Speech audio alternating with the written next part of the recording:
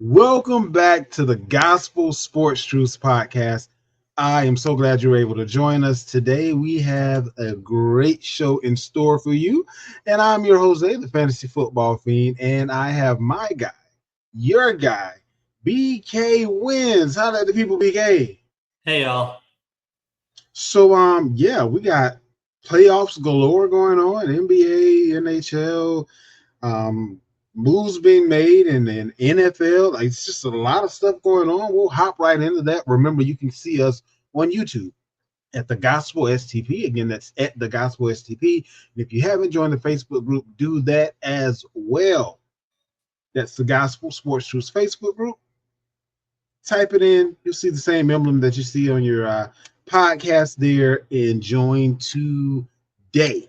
With that being said, let's go right ahead and hop right into it. What's the good word of the week, BK? Sure. So the two best words in sports, game 7. There were 4 of them in the first round of the NBA and NHL playoffs combined. Which game 7 did you enjoy most? Um,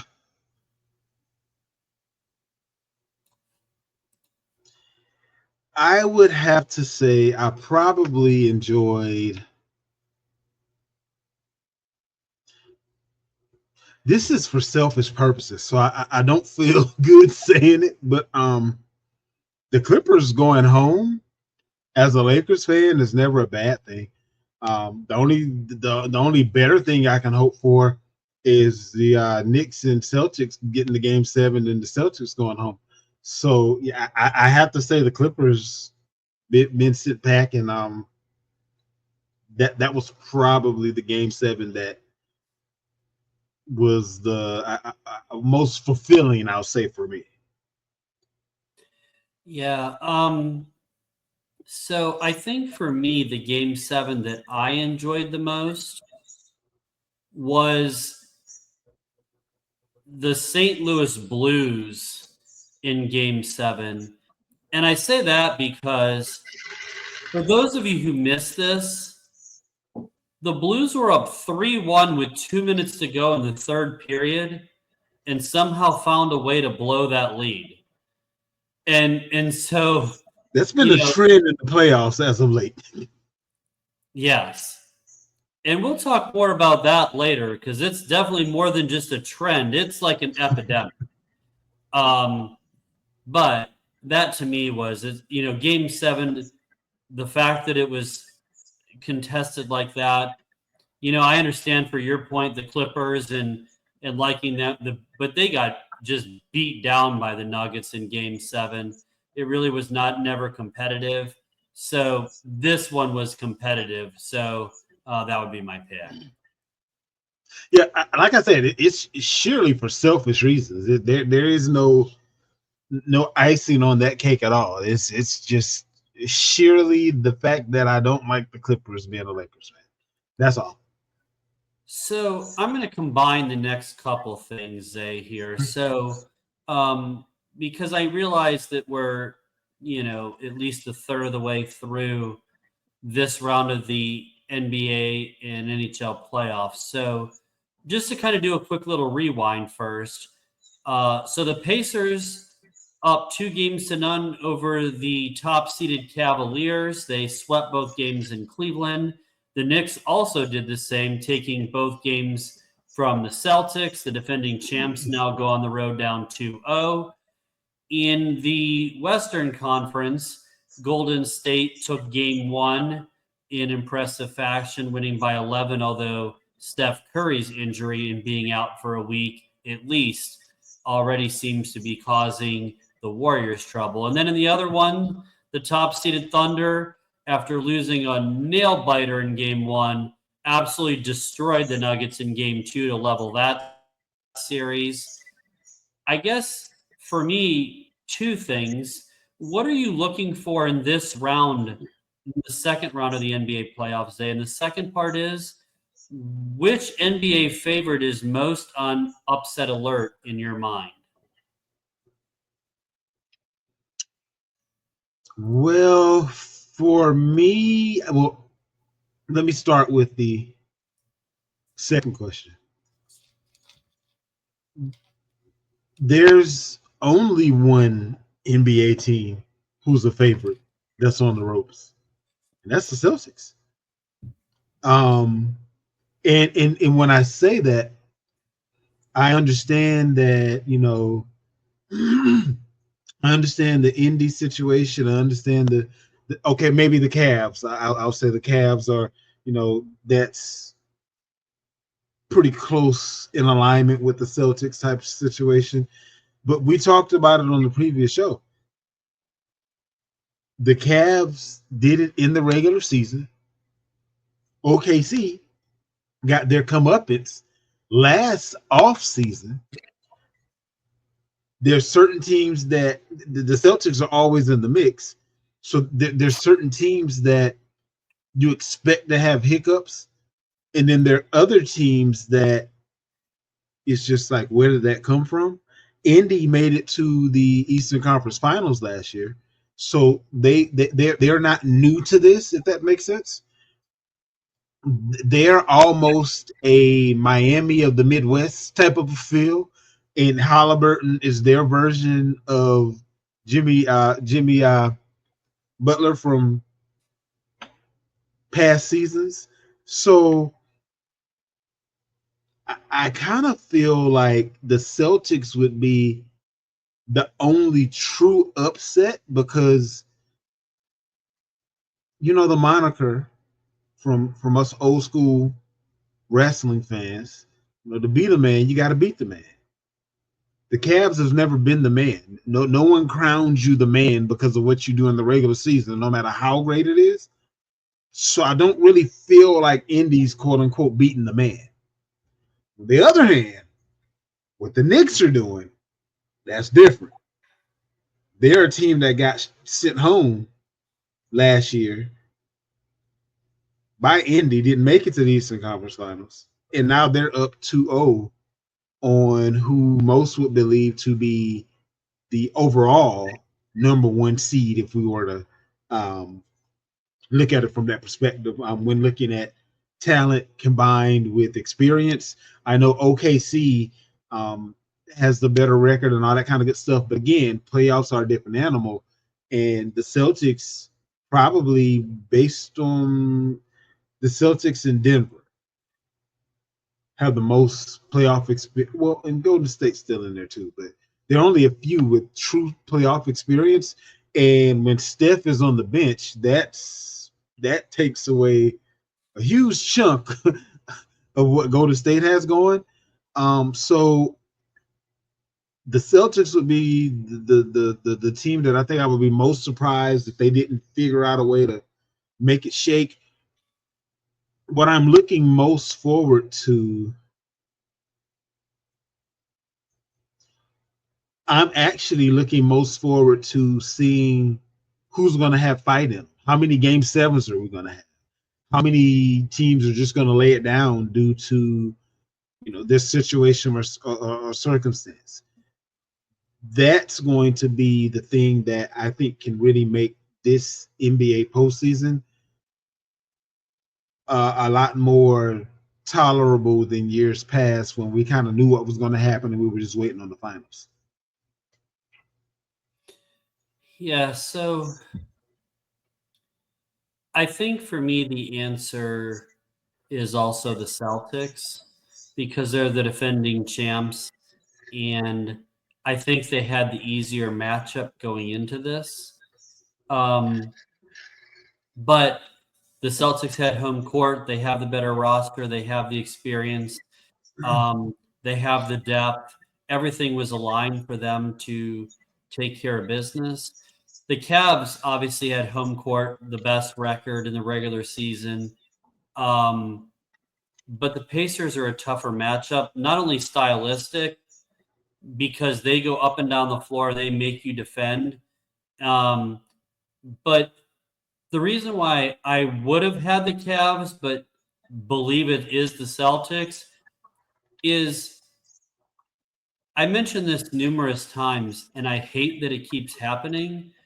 But what's been the biggest storyline of the NBA playoffs so far again? It's injuries. Steph Curry's out. That could potentially change the series. The Cavs were without Garland for games 3 and 4 against Miami, which didn't matter, but he's already missed the first 2 games against Indiana, which does. And on top of that, they didn't have Mobley or Hunter. How many playoff teams are going to win in the second round of the playoffs without 3 of their 4 best players? And Mitchell was phenomenal. The guy had 48 in game 2. No, you couldn't ask for a player to do more than he did. And Agreed. but you're missing 3 of your second, third, and fourth best player against a competent team. I just can't call that an upset because that's a tough. If the Cavs were at full strength and losing, I would say that's an upset. Missing your second, third, and fourth best player, I can't say that that's surprising. And BK, let me throw the ball a little bit further in your court. They were Indy was with those starters from the Cavs being out. Indy was getting 5.5 points. I took it and ran like a baby. Like I didn't understand the logic behind it. At first, I thought it was a fool's errand, but I'm like, what am I missing? Like they're missing 3 of their best players, and you're giving the other team who has all of their players close to 6 points. Like, yeah, I'll take that. And like, I thought I was in the Matrix or something, or like some type of like. Did they not just beat this team a game before, and now 3 of like what are we? What? So yeah, cleaned up on that one, but Yeah, no, I didn't understand it. yeah. It sometimes when you look at these lines, it just seems way too good to be true. Like, what am I missing that, or what are we missing that it's? But yeah, it's funny because I took the Pacers in games 1 and 2 with the points. In the first one, the book that I used, it had the Pacers +10 in game 1. Wow. And Okay. I'm like, I shook my head. And in game 1 with the Wolves and the Warriors were getting 7 with that defense and Steph and Butler. How, like, 7? Really? Like, that's, I cleaned up on that one too. So yeah, yeah. those two just stood out to me. Like I felt like it again could have been a fool's errand, but I'm just like, what am I missing? Like this does not make sense. Yeah, no, I agree with you. Last but not least, in the good word of the week, um, the NHL second round of the playoffs, there's 4 matchups. The defending champion, the defending cup champs, the Panthers, trail the Maple Leafs 2-0. The Canes and the Caps are doing battle tonight as we speak, game 2. Canes up 1-0. They've taken home ice away from Washington. In the other series, the defending Western Conference champion, the Edmonton Oilers, stole home ice from the Golden Knights. They're up 1-0. And the Stars upset the President Cup trophy winner, the Winnipeg Jets. The Stars up 1-0 in that series. Of these 4 series, which of these 4 most excite you? Oilers Knights.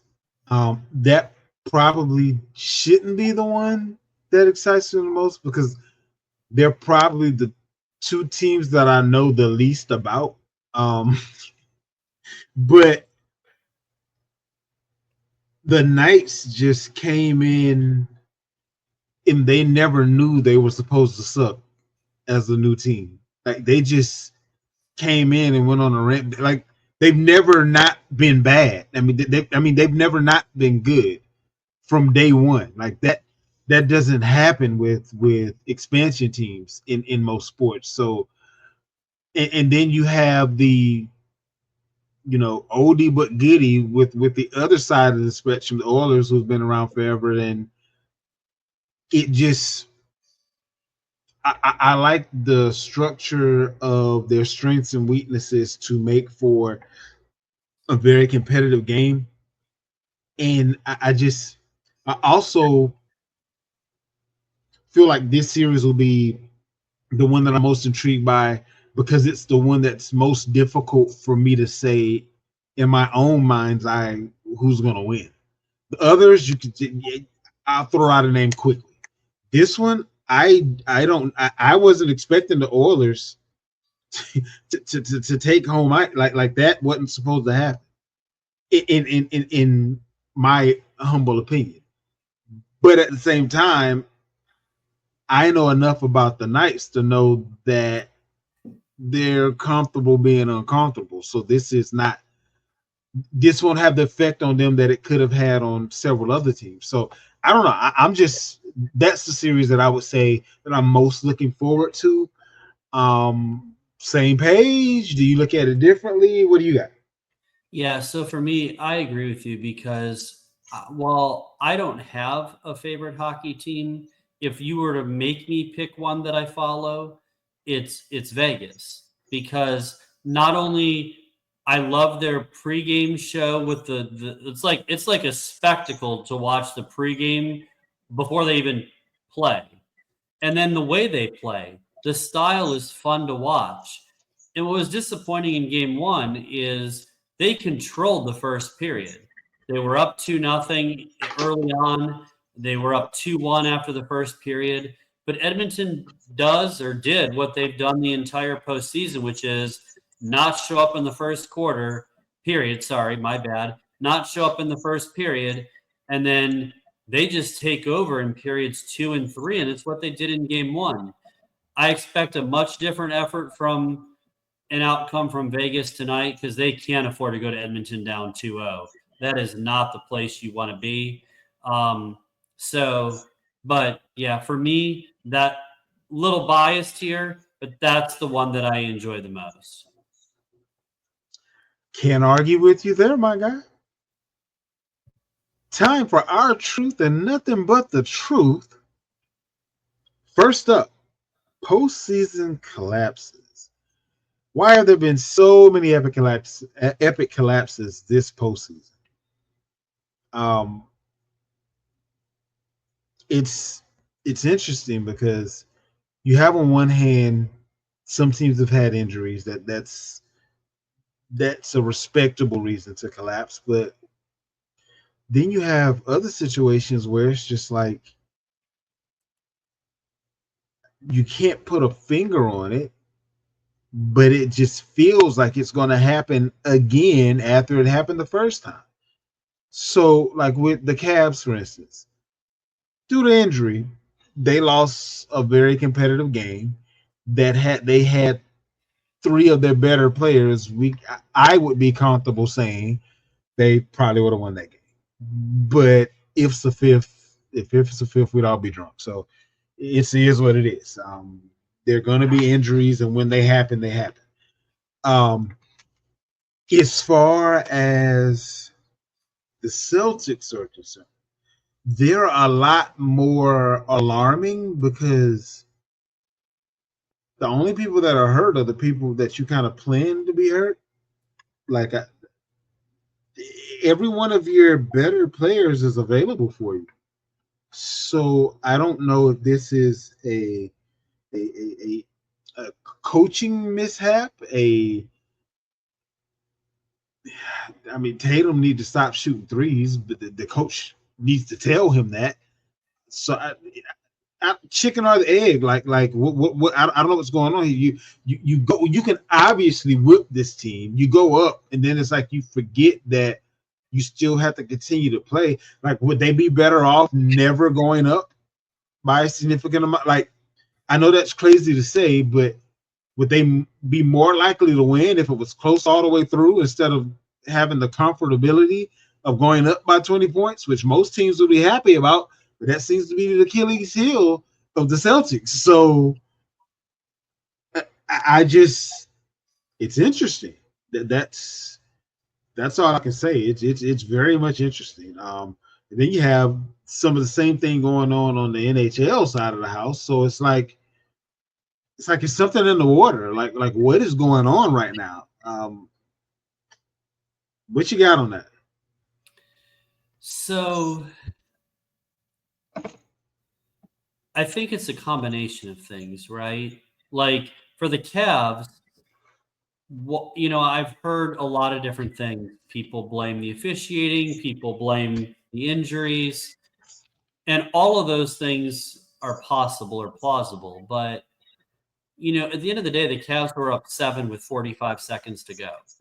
Like, Yep. that's got to be a win. And you're up 14 heading into the fourth quarter. Like, that should be a win. And, you look at the Bucks, they blew their collapse, and the Celtics, they shot 15 for 60 in game one. I'll say that again. 15 for 60 in game one. That's absolutely, you missed 45 threes and you're in a one possession game. That's crazy. And then the second part is in game two, they shot 9 for 38, which is another terrible shooting performance. The Cavs and the Celtics live and die by the threes. And in college, they say you're one bad shooting half from going home for the season. Basically, your tournament ending with one bad shooting half. Well, a bad shooting half or a game in the NBA, in the playoffs, that can swing a series. And the thing that's hurting the Cavs are missing their second, third, and fourth best player. And the fact that the Pacers are pushing pace and making clutch shots. But the other part of it is for Boston, Porzingis was not feeling well in game one. And he's been a 0 in both game one and game two. Tatum and Brown need help. Like, they Yeah, can't. I give them no pass for Porzingis because that's the guy that you should have been planning to be hurt. So, I mean, But what just I'm saying. saying is if the guy's getting 4 points and 0 points, you're paying him way too much money to be a no-show. Like, Right. and I mean, in game two, and I might be a little off on the stats, so my apologies to good people out there, but I think Tatum had 13 points and 14 assists in game two. If Tatum's scoring 13, that's not getting it done. I mean, there's, and even with the awful shooting and Porzingis being a 0 and Tatum not scoring points, they still only lost by 1. And you know why they lost the first 2 games? Because the man who was voted the most clutch player in the NBA this season, Jalen Brunson, closes out games. He did it against the Pacers, and he was money in the first 2 games. And when it matters most, well, he's the third best player on the court in terms of talent. When it's mattered most, he's been by far the best player. And the Knicks are 2-0. And that, my friend, can't be denied. Right now, Brunson might be the hottest player in the playoffs. And this doesn't hurt as much as recent moves, but Dallas Mavericks fans got to be punching air because Brunson is the reason that the Knicks are doing what they're doing. And you had him and Luka Doncic under the same roof, and you let him go first, didn't realizing that he was the heart of the team. And when he left, Luka Doncic couldn't carry the load on his back by himself. So I find it interesting that teams that make certain mistakes seem to compound those mistakes by making the same mistake again. So No, just an agreed. observation, nothing to do with that part of the show, but moving right along. I mean, no, it's true. So going to the next part of the truth. So let's talk about Road Warriors. And is there a home court disadvantage? And I'm going to rephrase this question a little bit based on some updated results. So home teams are 1-6 going into tonight's game with Minnesota and Golden State. 1-6. The only team to get a win was OKC's beatdown of the Nuggets in game 2. Right. And that was over quick. In the NHL, the Maple Leafs are 2-0 at home. The other home teams are 0-3, not counting the Washington Carolina Hurricanes because that was only it was underway while we were recording, so no final outcome. My question to you is, why do you think there's this Road Warrior success, which is not normal this late in the playoffs? It again comes from experience in some cases versus lack of experience. For some teams, whether you're at home or on the road, it's uncomfortable or different. I guess would be a better term. And there's a lot less to focus on when you're not at home versus when you are. You don't have to worry about, got to make sure, mama and all of them taken care of and got their tickets, and, everybody's wanting to talk and this, that, and the third, or whatever the case may be, versus it being a basketball court and a hotel room and nothing in between. So there's something to be said, especially for younger or less experienced team, having less distractions on the road than they do at home. That's really the only thing that I can see kind of giving any type of an advantage where there normally is a disadvantage. That's really the only thing that I can come up with that makes any sense. Not that that is correct, but it's plausible based on current standings, I'll say. No, I think that's definitely fair. I think the other thing too is there's a lot more pressure when you're at home. You have to. They always say in the postseason that a playoff series doesn't truly start until the home team loses. So you don't want to lose and give up home court or home ice, or even in the NFL or whatever, home field. Like, you don't want to do that, right? Right. So there's pressure to get off to a good start. And I'll use, for example, both Cleveland and Boston. Those cities have rabid fan bases when it comes to basketball. Like, there's pressure to deliver. And, in Cleveland's case, outside of the championship year, the Cavs have suffered a lot of tough losses in the playoffs. It's almost like the here we go again syndrome. Now, Boston's not had that issue. I mean, they won the title last year, so they're not having that kind of experience or issue overall. But there's pressure to win.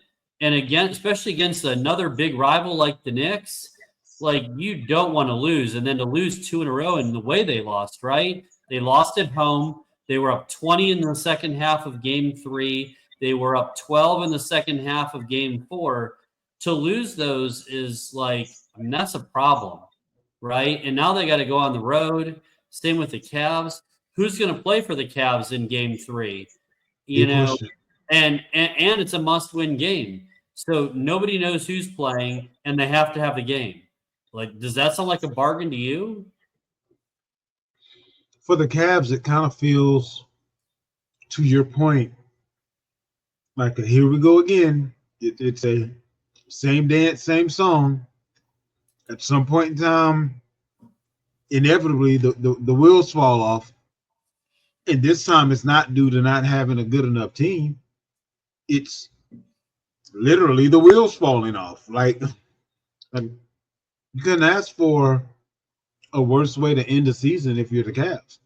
After the success that you had, like, and don't hear what I'm not saying, because they aren't, no one has been deemed as being out for the season or anything like that yet. 2 out of 3 may be back this coming game. Who knows? We don't know yet. But if they are not to win this series, you hate for it to be due to injury. If you fall on your sword and you lose the good fight, cool. But making it this far and having this much of a magical season,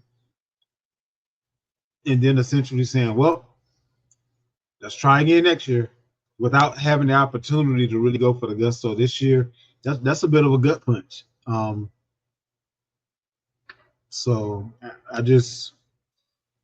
I hope things kind of turn around in that situation more than anything else. The toughest thing in sports, is, as a competitor, if somebody's better than you, even though you don't like losing, you can accept when someone's just better than you. Like Yep. sometimes you're just outclassed and you know it and it sucks, but it is what it is. But Yep. in the Cavs case, when healthy, they're the more talented team. They're the team that should win the series. But unfortunately, the Cavs are going to could potentially have to spend the offseason if things don't quickly change about what ifs and that injuries, like feeling snake bit, that like injuries got them, not another team. And that's the thing is you want to be able to show your best basketball and play it and not Real have, quick, BK, yeah. breaking. Now I know this will be old when you guys listen, but Anthony Edwards was just helped off of the court with an apparent ankle injury. Mm. That can definitely talking about injury. Now that for me just evens that series. Ant's going, Steph's going. Nobody can play and keep playing. Like we don't know. We don't now. Ant's just out of this game being helped to the locker room. We don't know if they're going to give him a quick shot, retape him up, and he's back out there, or if he's out for the rest of the game. So ears to the ground on that situation. But worst Yeah. case scenario, I think it actually makes the series interesting again versus if Steph just can't go and Minnesota's at their full complement. Didn't feel too good about the outcome of that situation. So a little bit more And intrigue there. to your point though, is Steph's going to probably miss if he's out a week, which was the minimum they said. That's games 2, 3, and Minimum of 4. 3 games. Yeah, and at halftime tonight they were down 17, 48-31. So they were getting cooked in Minnesota tonight. So with Edwards being out, then that definitely is an equalizer, and it's kind of like a race to see who will be back first. Now Edwards could come back in the second half. We don't know, like how the extent of it, but if he misses any significant time, much like Curry, it changes the series, and so yeah, Or if he's out there and he is injured but still trying to play, and now instead of running it through a healthy player, he's trying to go out there and be Superman. That ain't gonna work either. So no, it won't. No, that's a great call out for sure. Well, it was a sad bit of news in the NBA this week is Spurs. wait, BK. One more thing. I'm sorry. Yeah. Apparently, Draymond Green hit Nas Reed in the face, and he's now 2 technicals away from a playoff suspension. So the Warriors got to deal with that too. It's a tradition like any other. It's Draymond getting thrown out in the NBA. Getting suspended in the playoffs has now become a habit, and that's not good on your resume. Like that's just at some point in time you got to understand the moment, and especially when Steph is out. Like, bruh, they don't have a team if you're not out there. Like, what are you doing right now? Well, that's the thing is at work we talk about emotional intelligence all the time. And from a basketball IQ, Draymond Green is off the charts how smart he is on the court. Agreed. But these are the kind of things that you can't do. You're up a game in the series. You got your star player Steph out. You can't afford to take yourself out of the game. Just can't happen. Especially when your coach refuses to play Kuminga. So I mean, like, you can't have both things happen. Like, I mean, in fairness, I can't blame Kerr the way I watched Kuminga play. I don't think he could shoot a ball in an ocean. So he's a warm body. That's what they need right now. Listen, someone's got to get Jimmy Buckets some water and Gatorade. So Jimmy Buckets is still there. Playoff Jimmy is still a thing. You're right. He better be playoff Jimmy if they want to advance. If Steph's out a week, I'm just saying. Yep. But So with the sad news this week, Spurs legendary head coach Greg Popovich has retired. My question to you, Zay, is of these three head coaches, or if you think another one is better, which of these do you consider the head coaching GOAT in the NBA? Phil Jackson, Red Auerbach, or Coach Pop? For me, it's pretty easy on this one. I got to roll with Phil.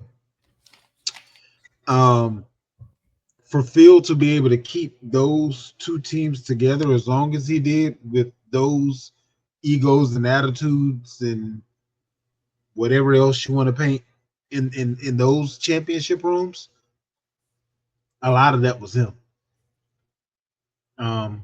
Pop, his GMs helped him out a lot because his best players were always quote unquote gentlemen.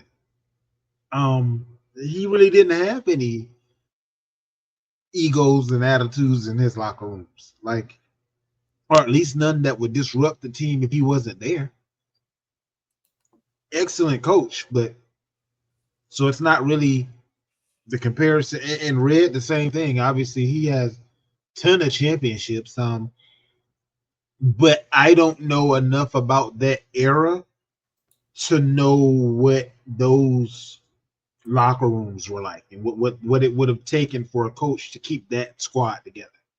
Um, so I got to go with what I know. Phil had to be up many late nights thinking about, praying about, tossing and turning about, and still making it shape. So I'll go that direction there. But Yeah, there's very little separation. yeah, I think this is an easy one. It's Phil. He's won 11 titles, three different three-peats, two of them with the Bulls and one with the Lakers. So, Auerbach was second in titles with 9, but I wasn't watching his teams play back then. So I'm not going to foolishly pass judgment or give a take on something that I was not part of at all. Other than there were a lot less teams, which makes it easier to navigate. But and then Pop, yeah, he won 5 titles and he was terrific. I mean, absolutely terrific head coach. But if he's got 5 and there's 2 guys that are almost or actually double him, it's hard to put him past. So for me, it's Phil. The 11 titles stand alone. Gotta agree.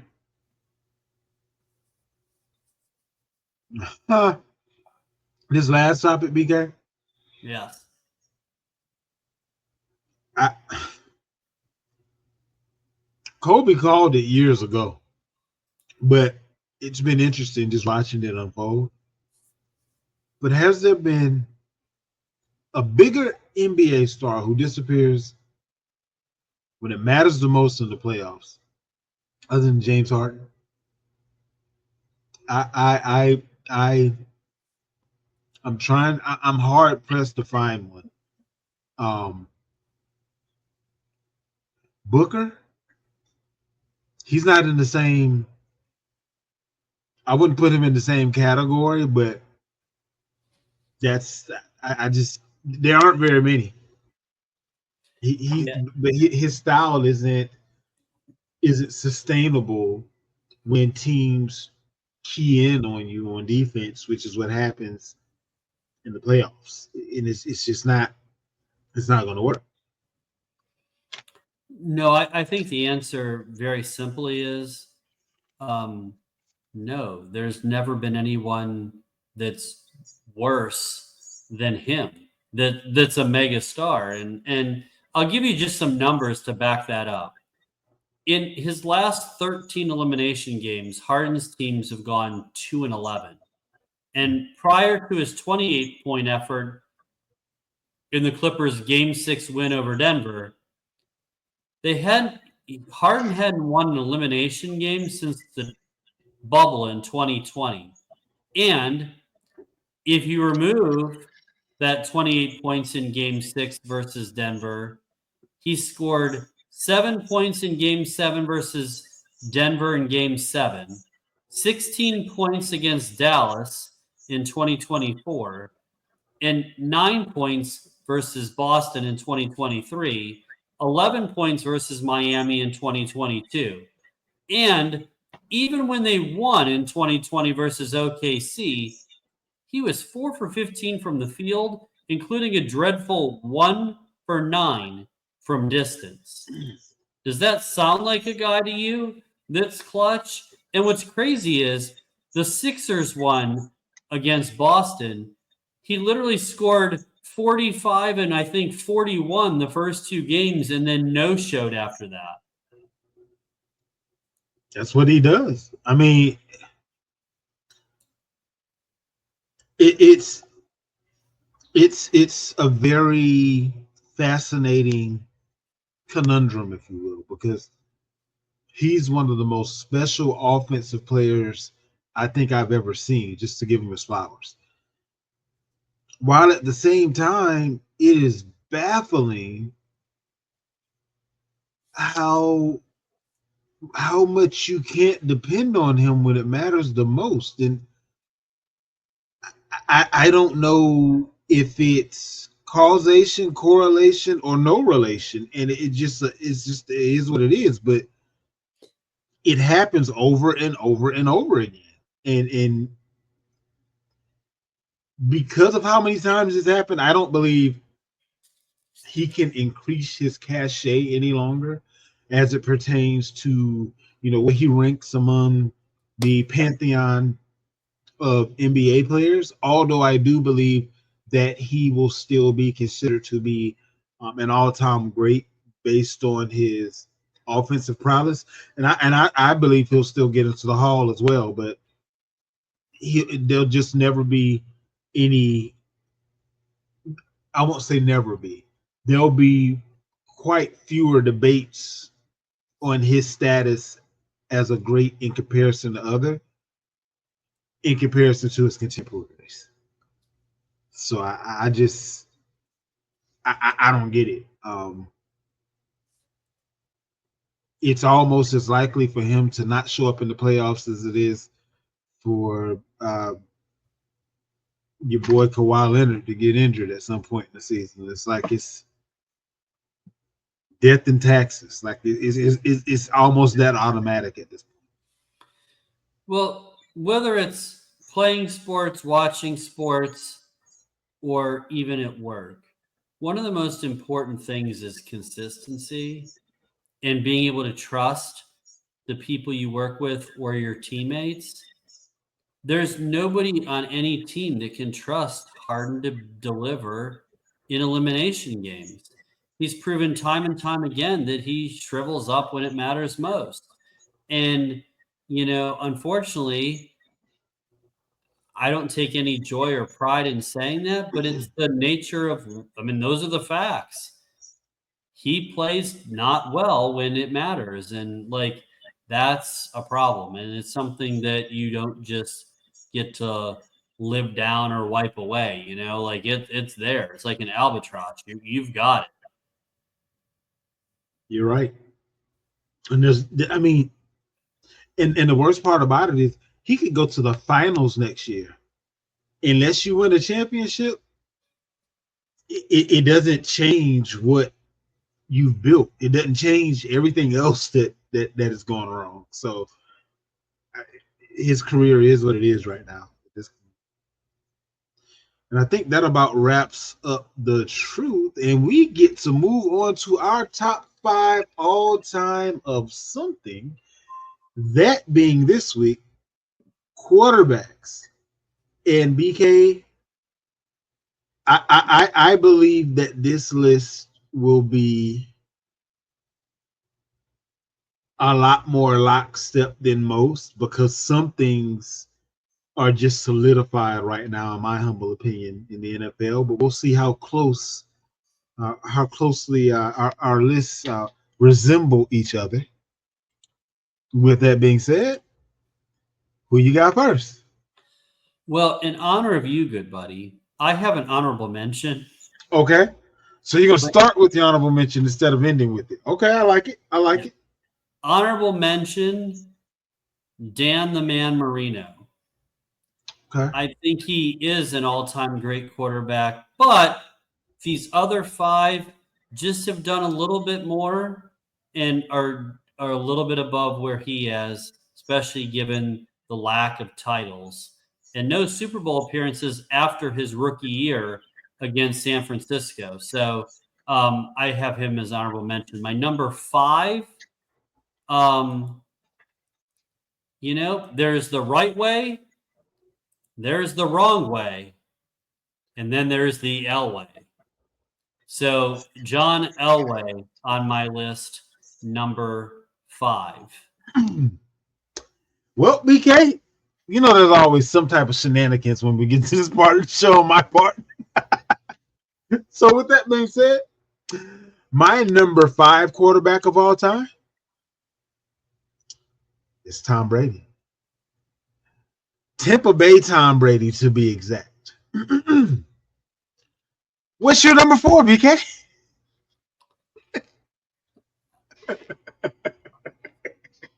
I can't. I can't. I would love to say that I'm surprised, but just when I thought I've seen everything, you told me, wait, hold my beer, and here it is. Number Just four. saying. I gotta put Tampa Bay Tom Brady over Dan Marino. I'm just saying. I hear you. Number four. We're we're going to continue the path of another former Bronco. Omaha? Give me Peyton Manning, number four. Okay. He's a cerebral assassin, multiple Super Bowl title winner, broke a lot of different records. Terrific player, both at Indy and in Denver. But his ability to process information from the quarterback position is truly spectacular. I have him number four. Who you got? I agree. But it's actually why I have him at number three, and I have Patrick Mahomes at number four. Um, if you when you gave an old Peyton Manning a decent defense, he won a Super Bowl. If Indy had had half as much talent on defense as they had on offense, if Peyton Manning had been a Patriot and Tom Brady had been a Colt, I think they would have both had similar careers as to what the opposite ended up with. You give Peyton the defense that Tom had all those years and a defensive head coach because he's going to take care of the offense for you essentially, no different than Tom Brady. But I got to give the edge to Peyton there as my number three, and Patty is my number four. And this is with the slightest of like by week 4 of next year, Patty may be number three. It's the slightest. Just saying. Well, What you got next? my number three is Mr. Patrick Mahomes. He's already been amazing. 7 straight AFC title games, 3-time Super Bowl champion. I have him as my number three. Who you got as number two? Number two for me used to be number one for many years. Joe Cool. Joe Montana. Number two. Yeah, we've talked about another show a few months ago about, has Mahomes caught Montana for number two all time? I made the argument when we talked about it that I think that Montana's 4-0 in Super Bowls. He won, he's been to 4. He won them all. He's still one ahead of Mahomes in the win column, 4-3. So I just feel like Montana, especially some of those clutch drives he had, the one to beat the Bengals really stands out when he hit John Taylor for that touchdown. I like Montana, Joe Cool, number 2. And there's obviously only one answer for number 1. So, yeah. New England, Tom Brady. Obviously. I think that was the easiest number 1 we've ever done. Like at this point, if you feel that there's an argument, I gotta label you a hater. Like there is no argument. Like there just isn't. And that pretty much wraps up. Oh, BK, you about to say something? Yeah, I was just gonna say, like, I agree. Like Tom Brady's by far heads and shoulder number 1. But I would listen to an argument with Mahomes and Montana, even though I think Montana has the edge at this point. But if you wanted to make the argument of Mahomes, I would at least listen to it. I just don't think that ultimately he's done enough yet to supplant Montana. Agreed. That wraps up our top 5 all-time of something for this week's quarterbacks. And now, the money-making part of the show, BK's best bets. What we got this week, BK? Well, I'm going to do something that a lot of you guys don't like when I do when it comes to making money. But we're going to kick the can to next week. I was looking at some matchups, and you and I talked about earlier in the show about we were on the Pacers this series in individual games. We had the Warriors in game 1 as well. But some of these lines are so big, like the Wolves tonight were -11. The Cavs in games 1 and 2 were 10 and 9. Like that was, it was 9 in game 2 before the two Hunter and Mobley were ruled out. But those are big numbers. Oklahoma City's giving a lot to Denver, so when you're laying 10 points in the postseason, it's hard to really back that and feel good about it. We've already seen Boston be a 9.5, 10.5 point favorite in games 1 and 2, and they're 0-2 straight up. So, it's just hard to get that in hockey. These series, so many games are one score games, 1 goal games, and these series are all so close. Like the Canes and the Capitals are very competitive teams. They're very close. Jets and Stars, same deal. Oilers and Knights, that one. And, even the Leafs and the Panthers, I would have thought that one would have been an easier series because Florida just is the more talented team. And Toronto said, yeah, no thanks. We're up 2-0. So, it's just, we're just going to have to wait and go. And even I looked at game 3, the Cavs were opened as a 1.5 point road favorite against Indiana in a must-win game. They're up to a 3-point favorite this afternoon. I don't know if that means maybe one of their couple players are coming back, but still, do you really trust that bet on the road? Like, I don't know who's playing for the Cavs. I don't know how long they're going to play if they play. I don't know how well the Pacers are going to play, even though I expect them to be, on fire in a jacked up home court situation. But I just don't know. So we're gonna wait till next week. I think the safest bet this week,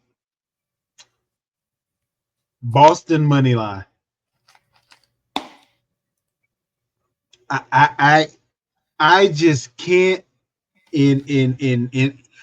I can't in my mind see Boston going down 0-3. Not saying that it couldn't happen, but for my money, that's the safest. Not saying it's going to make you much because I have no idea what that's going to look like as far as what you got to lay down to get. But I cannot see them going down over it. I can't. That's not a BK's best bet. That's a Zay's common sense bet. But depending on how much you got to lay down on it, it still don't make sense in the sense of betting. But yeah, Well, I'll let BK explain that a little bit better than I. No, you did well. So I think just going back to the Boston situation, obviously, besides shoot the ball a lot better, I don't really know what the Celtics are going to do here because, they were at home. They blew a 20-point game lead, a 20-point lead in game one, 12-point lead in game two. Porzingis has been a zero we talked about. Tatum, 13 points, 14 boards, but he's scoring 13. It's going to be hard to win. And, Jaylen Brown and Tatum have to get going. But the guy who can really help them the most is Derek White. Like, he can knock down threes. He's athletic. He's a really good player. He's a hell of a player. Like, they need a third piece to help get them through this round because the Knicks have them figured out. Their game plan is great. Unless injuries happen to them, I don't see how the Celtics are going to overcome that unless they get somebody else, whether it's Porzingis, Derek White. They need some other third scoring option if they're going to win. But BK, you just said they were up by 20. They don't need more scoring. They need more defense. You scored a plenty. Stop the other team from scoring, and you'll be okay. That's why I say this is a situation where they would literally be better off in a nail biter from stem to stern, first quarter through fourth quarter, than becoming comfortable. They don't know how to become comfortable with being ahead and then fire it back up because the other team came back. Like they don't have that switch, and that's normally a coaching thing. But that's what it feels like. Like you up by 20, you're scoring a plenty. And if you took the ball to the post instead of jacking up all these threes, you wouldn't have to worry about Tatum having off nights because he can at least get to the free throw line if he tries to get to the post. He did the same things season before last when they got booted. He kept doing all these mid-range three-point shooting instead of going to the post and getting the other team in foul trouble. So when your shot's off, switch it up. Go to the post. Go to the hole. But they want to keep jacking up these shots. And apparently their coach isn't brave enough to tell them to knock it off. And that, my friends, was my can't miss weekly rant. I love what you did there. It's time. That just worked out perfectly. So I don't have to ask if you want me to go first this week. No, for the first time ever, you decided to never mind. I'm just going to take it. But as I learned in the movie The Replacements, winners want the ball. Hey, when it's rolling, you just roll. Well, my can't miss weekly rant is I have a little something to say for Cleveland fans. So I understand that.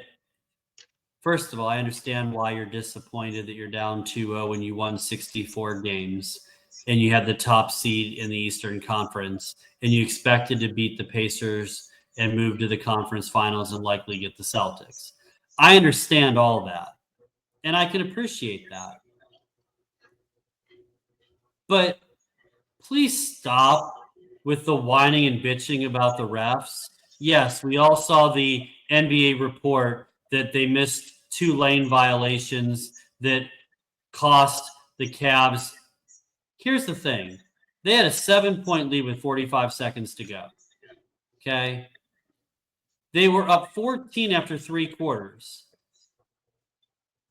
If you can't win up 14 after 3 quarters, I'm not sure what the refs didn't blow the 14-point lead. Did they not play defense the whole fourth quarter? Did they struggle to score points and get good shots outside of Donovan Mitchell? The truth is nobody could score other than Mitchell. And he was amazing. He was he was everything you could ask for your star player to be. Stop blaming the refs. Losers blame the refs. Winners find a way to win. And that's what BK's dad says, just so you know. Yes. And my dad says this all the time. Stop blaming the refs. I understand that they missed calls. I'm going to repeat what I said because I want to make sure this. I read 36 comments from people in Cleveland about why it's the refs' fault. And how it's fixed and they wanted the Pacers to win and everyone's against Cleveland.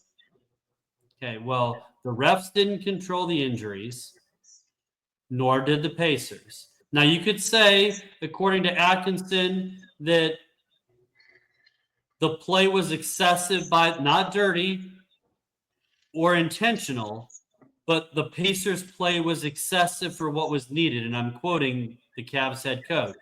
Mm-hmm. Here's the thing. I know you're not used to being in this position. In a non-LeBron-led team, you're not used to being in this position. It's been a long time. Late 80s, early 90s with Doherty, Nance, Hot Rod Williams, Price, and Elo, and all of them. Okay?